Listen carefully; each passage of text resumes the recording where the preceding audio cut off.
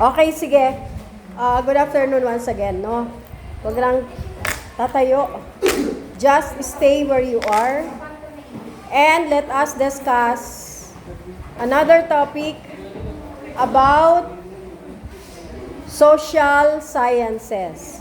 Okay, class, this topic should be discussed with you because this is included in your first periodical examination. No? Okay, let us take up the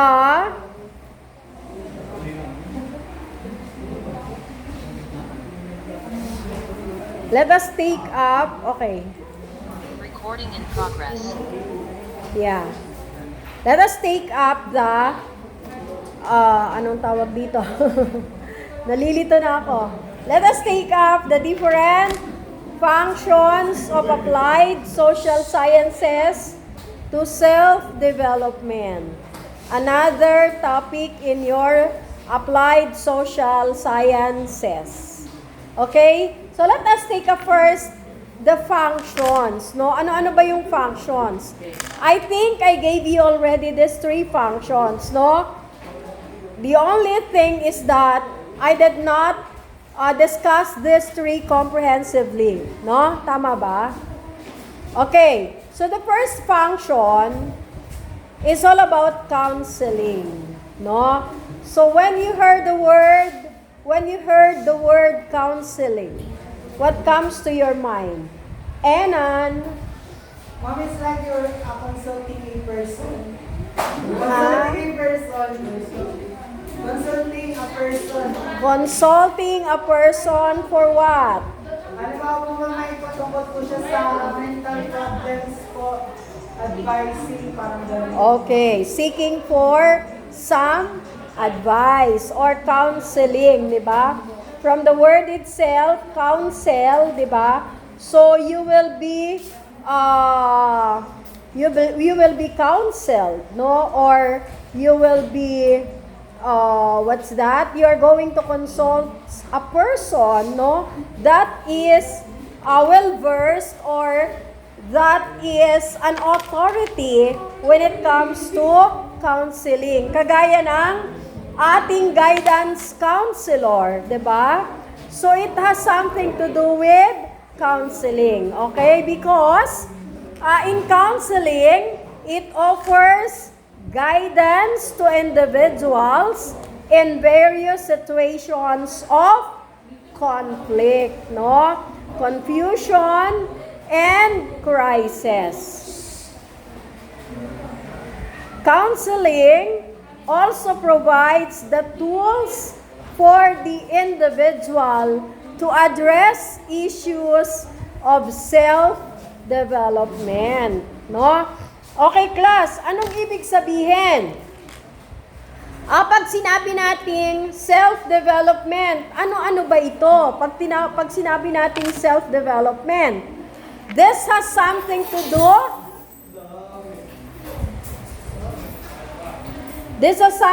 do with the different activities concerning yourselves, concerning your personality. Diba? Kaya nga tinawag natin na self-development Diba? So that is for you. That is for your own good. Diba? May subject tayo na personal development in senior high, no? Kaya kasama doon, nakapaloob doon, what are those, no? So, anong example natin ng ating mga self-development? We have studying. Diba? You are studying for what? For your own growth and development. For your career. Diba? For the realization of your goals or your dreams. Diba? So yun, class, no? Ang tinatawag, ang example. Another example ng self-development is your own personal hygiene, correct? No? Ano yung personal hygiene na tinatawag natin? Digia. What do you think is included in the personal hygiene? Ano yun? Pagiging? Yes. For your cleanliness, di ba? For good grooming, no? Good grooming. Para sa inyong kalinisan. Okay, another one. Self-development is what we call... Ano yon? Ano yung nakalagay natin dito? Socialization. Diba, as an individual, you are going to school, you are trying to mingle with your classmates, diba? And that is part of your socialization. Excuse me. Not just the social media, no? But of course, you are trying to socialize, diba? Physically, no? You are trying to get yourself involved or be involved in brainstorming, diba? In the group activity, no? So that is part of your socialization inside the school. And what about your socialization in your community? Paano nyo ginagawa? De la Cruz, ang paa. Okay. Paano nyo ginagawa in your community? How do you do that? The socialization. By trying to socialize, diba? That is, you are having your interpersonal, diba? Intelligence. You are trying to consider your interpersonal intelligence, no? Excuse me. Can I have some water, please? Pasuyo ako ng... Sorry. Water. Nandun sa ano. Okay. Sorry for the interruption. Okay. So, to continue, socialization is also trying to mingle with your friends, no? Or with the other people in the community, diba? Your communication with your your communication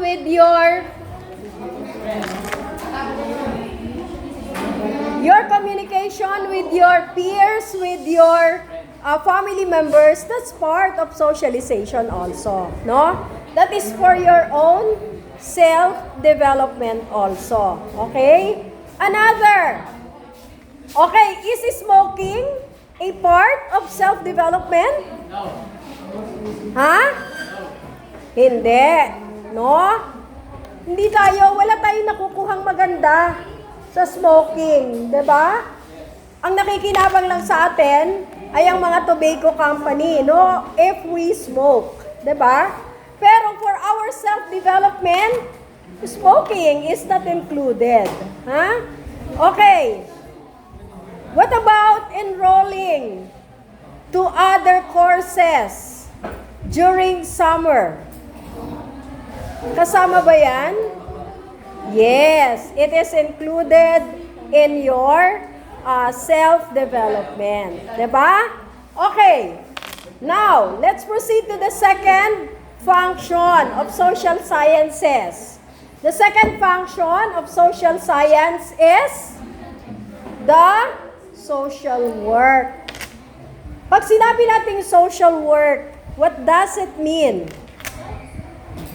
What does it mean kapag social work? Social work, Enan? Yung po yung mga sa pang ginagawang mga social worker. Social worker, okay? Tayron, pakibasa. Social work offers a wide range of services, particularly in aid of liberating the marginalized individuals and facilitating participation in the public goods and services that are necessary for self-development. Okay. That are necessary again, no? Social work, isa lang yung pinupunto, no? The bottom line of all these functions is for individuals' upbringing, or this is what we call the self-development, meaning for individuals' development, no? So, pag social work, different services, no? ano ba yung ginagawa, no, ng ating gobyerno para sa atin? What are the assistance that they give us? Binibigyan tayo, yung DOH na lang, binibigyan tayo ng, yes, ng mga vitamins, ng mga ano pa, extension, ano tawag dito, yung some extension work. For example, nagbibigay sila ng mga seeds para tayo ay magtanim, no? Mag-grow tayo ng ating sariling gulay sa ating bakuran. 'Di ba? So, para ano? Para magkaroon tayo ng sustainability, no? Sustainable development sa ating sarili. One of those is by providing or by planting, by growing our own vegetables, makakaasa tayo na ligtas at malusog ang ating katawan. 'Di ba?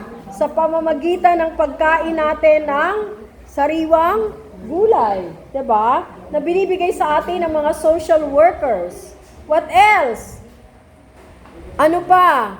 Yung pagbibigay sa atin ng mga lectures or orientation about mental health. No? Ano pa? Yung pagbibigay ng SAP. Ano yun?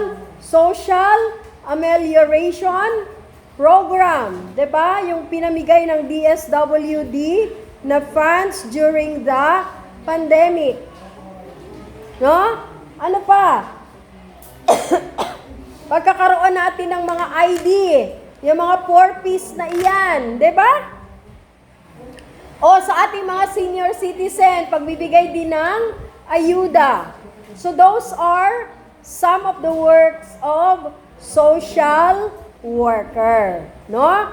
So another one is yung pagmo-monitor, no, ng ating kalusugan, 'di ba? Dinadalaw tayo sa ating bahay, they see to it na tayo ay may proper vaccination. No? So those are some of the works of social worker. No? Next is communication. The third function is communication. Excuse me. So in communication, it empowers the individual with listening and speaking skills, no? In order for them to be effective, 'di ba? So the individual has to be sure that the message come across accurately by considering the message itself. Okay, the audience or receiver and how the message is likely to be received. Okay? So communication is one of the functions of social sciences. Why? Because without communication, how can we do or how can we perform with our day-to-day activities? Diba? Like for example, in our setup this afternoon, this is what we call communication. I am the sender and you are the receiver.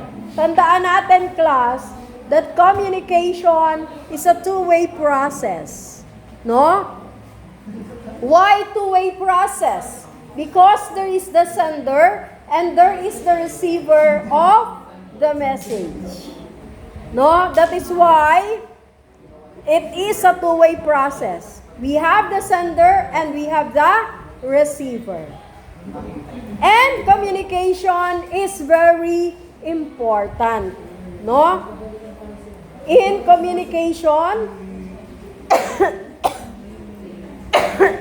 excuse me, we can establish a good relationship, no? And a good rapport with our fellow men, no? Or with our peers, with our classmates. Okay?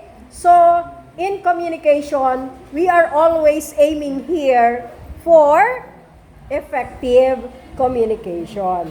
No? And another thing, class, is that communication skills is one of the 21st century skills that we need to develop within ourselves. Ha? Kapag hindi tayo magaling na communicator, wala. Walang mangyayari sa atin. Malungkot ang buhay natin. 'Di ba? During the pandemic, napakalungkot natin because we cannot go out of our house. Hindi tayo makalabas. Hindi tayo makagala. We cannot socialize. No? Ang tanging kasama lang natin ay ang ating mga kasambahay. No? Naalala ko noon, kanya-kanyang alibay para lang makalabas ng bahay. Para lang makapunta sa kanilang pupuntahan. 'Di ba? Kanya-kanyang gimmick. Kanya-kanyang palusot. Para lang makalusot. Kasi nga naman, Diyos ko, nakakainip, 'di ba? Ilang taon tayong nasa loob ng ating bahay. Buti sana kung 1 year lang, 'di ba? Buti sana kung 1 year lang. Kaso, 2 years. Buti na lang kami mga teachers nakaka-report sa school, 'di ba? Nung medyo maluwag na pinayagan na tayo na magkaroon ng ano tawag dito? Yung medyo modular, no? Nung magkaroon na ng modular. So kami, naghanda na kami ng mga modules ninyo, no? Okay. Let us take up this persuasion. Bakit ba nakasama? No? Because persuasion is has something to do with applied sciences also, with applied social sciences. No? Anong sinasabi? Let's say for example, all the careers that are related to communication, like mass media, advertising, and business, persuasion is very essential. Bakit? Bakit kaya? Pidi Gloria, why is it that persuasion is very important in communication? To persuade means, ano bang ibig sabihin ng persuasion? So to persuade means convincing, 'di ba? You are trying to convince other people to change their attitude or behavior, no? Regarding an issue through the communication of messages in an atmosphere of free choice. Remember, bakit may free choice? Because we have freedom of expression. Excuse me. We have freedom of expression. Okay. And because we have freedom, we are free, no, to express what is inside our heart, no? We are free to voice out what we need to clarify, 'di ba? What we need to express. Because we are just human. And we need to communicate with somebody. 'Di ba? Hindi lang through written, but of course through verbal communication, no? Verbal communication is what we always need because verbal communication is one of God-given talents. No? Ito yung ating faculties that separates us from other animals. Diba? We are the only animals that were given the talent of speaking. no? Of having that verbal communication. No?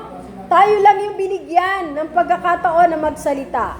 So it is a talent and it is a God-given talent. Because not everyone are being given the talent of verbal communication.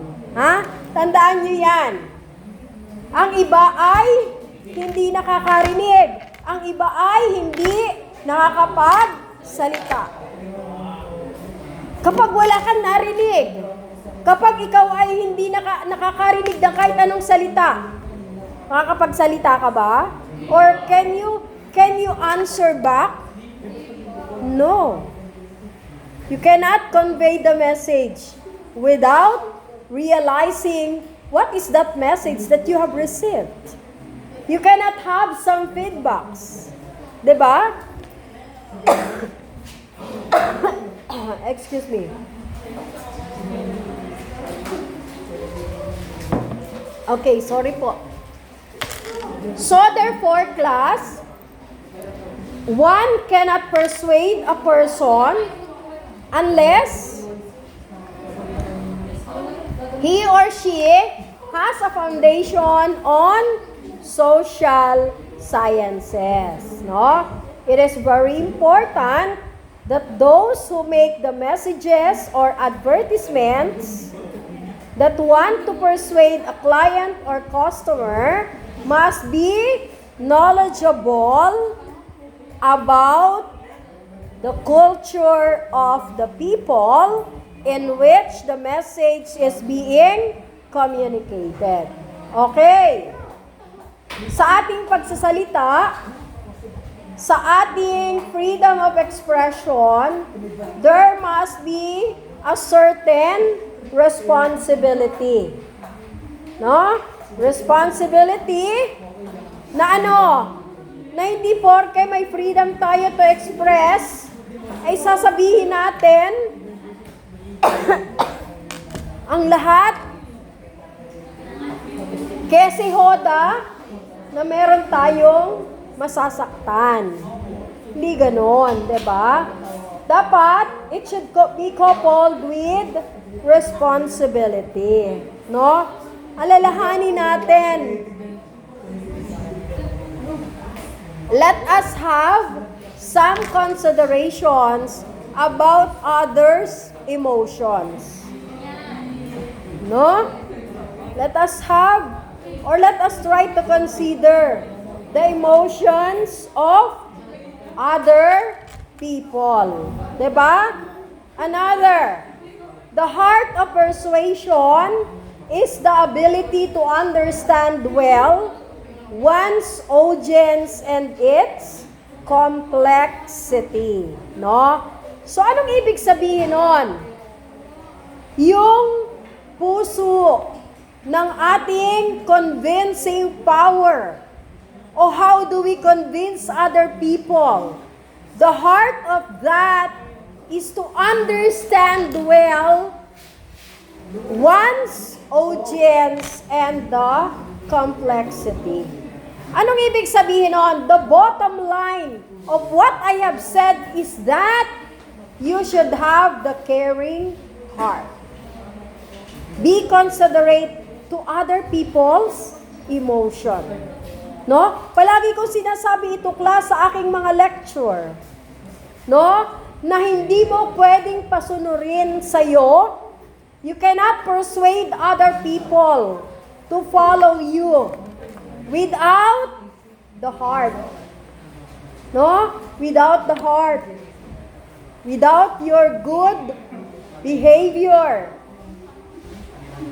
Without your good, convincing power. Excuse me. Okay. Next, another one about persuasion is that it energizes itself to move audience to desired and immediate action. No? Siyempre, kapag na-convince mo na ang iyong mga tauhan o ang iyong mga kaklase, for example, na sumunod sa'yo, following that is showing an action. Diba? Gagawa na kayo ng karapat-dapat gawin. No? Or, you are going to be motivated to perform something, to perform a certain activity because of the fact that your leader has persuaded you to perform a certain action or to perform a certain activity. Diba? Yun lang yun eh. Yun ang katapat nun. Because you are being persuaded by somebody, you want to put that into action. Diba? Yung words ng kung sino man ang nag-persuade sa'yo, gusto mo na kaagad gawin. Diba? Okay. Now, let us proceed to another one. Applied social science is also used in the arts and entertainment industry. No? So, hindi lang doon nagtatapos. No? May functions, pero arts and entertainment kasama din sa ating social science. Bakit?